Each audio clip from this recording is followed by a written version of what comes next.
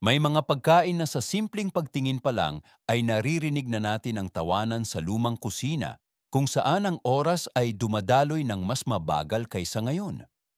Ang mga simpleng aromang ito ang nagpalaki sa mga henerasyon, nagtatago ng mga alaala na akala natin ay nakalimutan na. Ngayon, balikan natin ang mga taong 1970, 1980 sa pamamagitan ng simple ngunit puno ng init na mga pagkain. Sino ang nakakaalam, baka isa sa mga ito ay makahipo sa alaala na palagi mong dala-dala sa iyong sarili. Ono, mabagal na nilutong inihaw at gulay. May panahon na ang hapunan, nang hindi na kailangang tumayo ng matagal sa kalan, ay nagpapakalat ng aroma sa buong bahay. Sapat nang ihulog sa kaldero ang ilang murang piraso ng karne, ilang patatas, karot, sibuyas at iwanan ito sa buong araw. Pagbalik mula sa mahabang araw, ang pagbukas ng takip ng kaldero ay nagbabalik ng may init na alaala. Ang karne ay napakalambot na nadudurog sa paghawak at ang mga gulay ay mas matamis kaysa anumang sarsa. Nakapagtataka na ang isang simpleng pagkain ay maaaring maging pinakapamilyar na sandali ng hapunan. Naaalala mo ba ang pakiramdam na iyon? Ang sandaling umuusok ang singaw, dala ang amoy na tanging mga lumang kusina lang ang mayroon? Naisip mo na ba kung bakit ngayon ay napakabilis ng lahat, na nakakalimutan ng mga tao na ang pasensya ay bahagi rin ng lasa? Ang mabagal na nilutong karne na iyon ay parang sagisag ng kapayapaan ng mga panahong iyon. At ngayon ay binabalikan natin ang alaalang iyon upang ipaalala na minsan, ang pinakamasarap ay ang niluluto ng pinakamabagal. 2. Gininto ang pabo at inihaw sa baking bag. Noong mga panahong iyon, sa maliliit na kusina na may mainit at dilaw na ilaw, may sikreto ang mga tao kung paano gawing makatas at malambot ang tuyo at matigas na piraso ng karne sa pamamagitan ng isang simpleng gawain. Inilalagay nila ang lahat sa isang baking bag at itinatali. Hindi na kailangang bantayan, patuloy na lagyan ng sarsa, o mag-alala na masusunog ang karne sa isang sulok. Ang singaw mismo ang gumagawa ng trabaho nito. Tumatago sa bawat hibla ng karne, nagpapanatili ng moisture kaya nagiging ginintuan at matamis ang pagkain.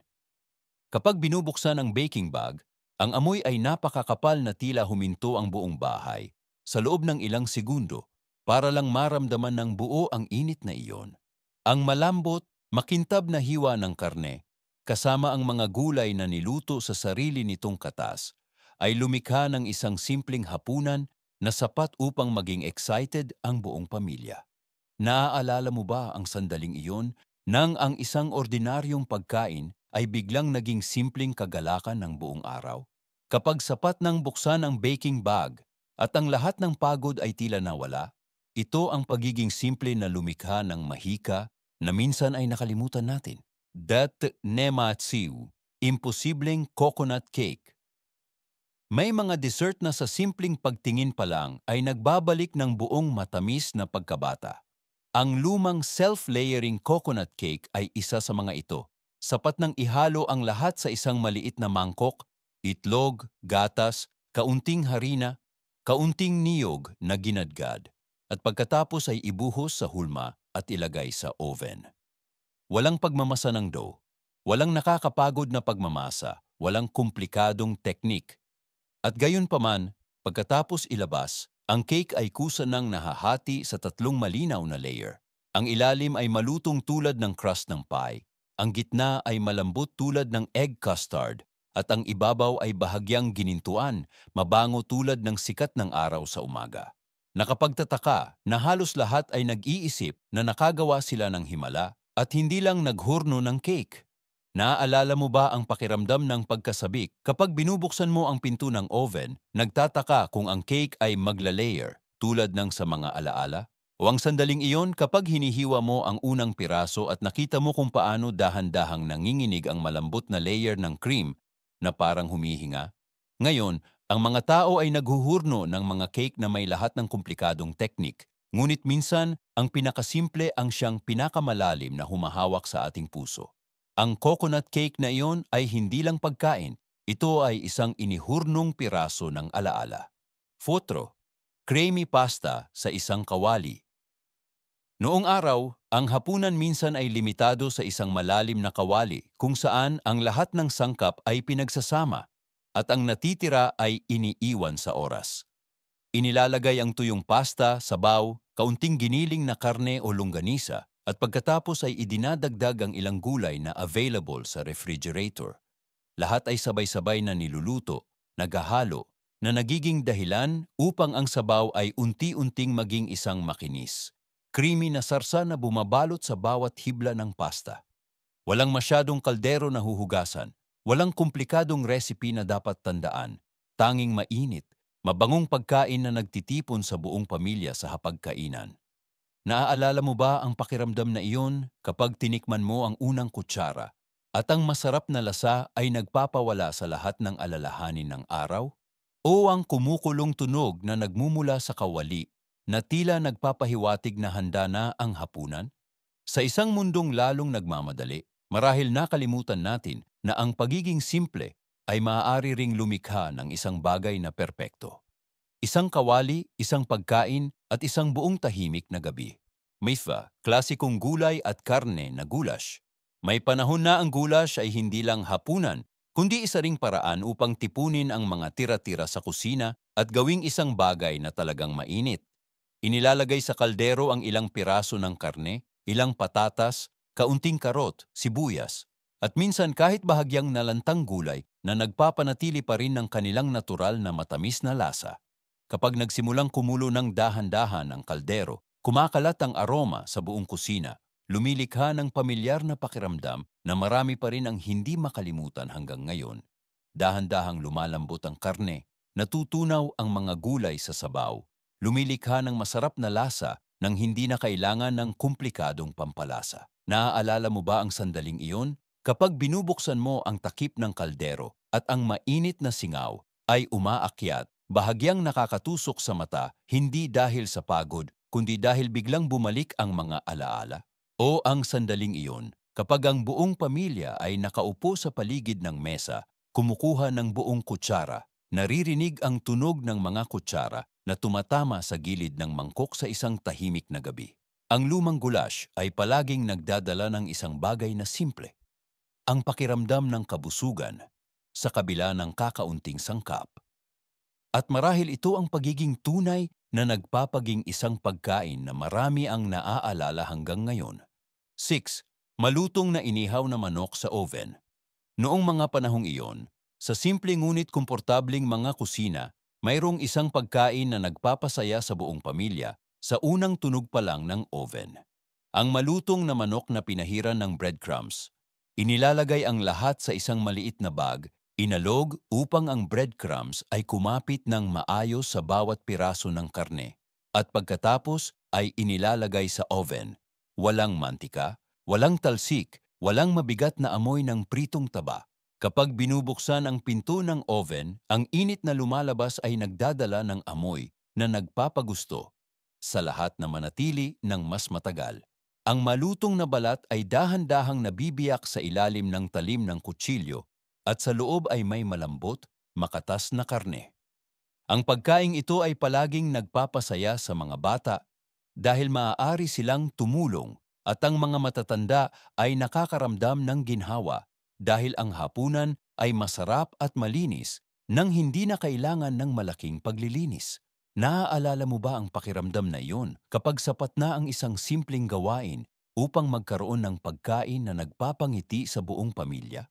Kapag ang lutong na iyon ay parang bahagi ng mga alaala ng pagkabata mula sa mga hapunan ng pamilya ng walang labis na seremonya? Marahil ang pagiging simple na ito ang dahilan kung bakit ang malutong na inihaw na manok mula sa nakaraan ay nananatili pa rin sa puso ng maraming tao hanggang ngayon. Souffle, lumang estilo ng cheesecake na may graham cracker crust.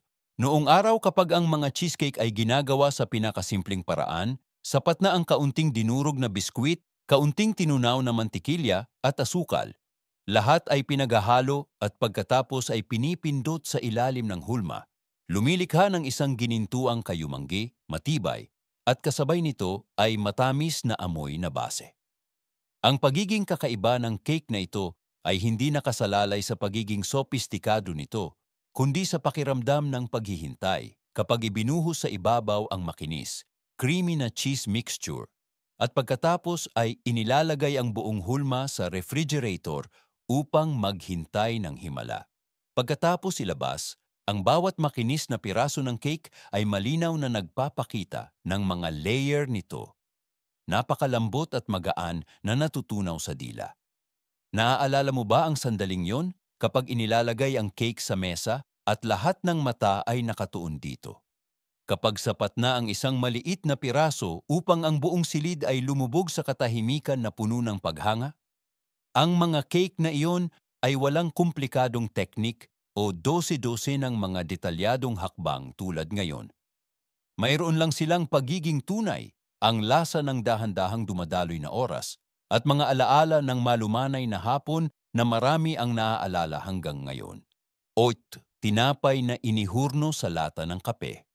Noong mga panahong iyon, kapag ang lahat ng gamit sa kusina ay ginagamit hanggang sa pinakamaliit na detalye, mayroong isang paraan ng paghuhurno ng tinapay na nagpapasaya sa mga bata at itinuturing ng mga matatanda na isang matalinong sikreto sa pagtitipid, ang paghuhurno ng tinapay sa isang walang laman na lata ng kape.